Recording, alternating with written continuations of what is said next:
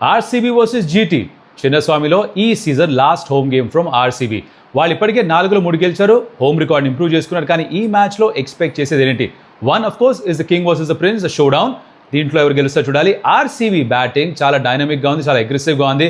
In contrast GT old school approach follow అవుతారు, top 3 మీద ఎక్కువ డిపెండ్ అవుతారు.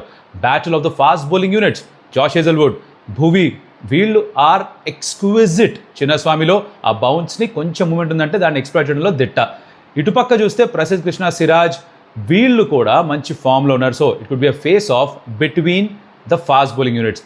మిడిల్ ఆర్డర్ విషయానికి వస్తే ఆర్సీబీ మిడిల్ ఆర్డర్ తోపు, జీటీ మిడిల్ ఆర్డర్ ఎక్కడుంది అని ప్రశ్న వస్తుంది.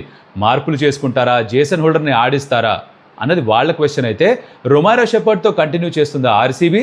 తన స్థానంలో జేకబ్ బెథెల్ని కానీ డఫీని కానీ తీసుకొస్తారా?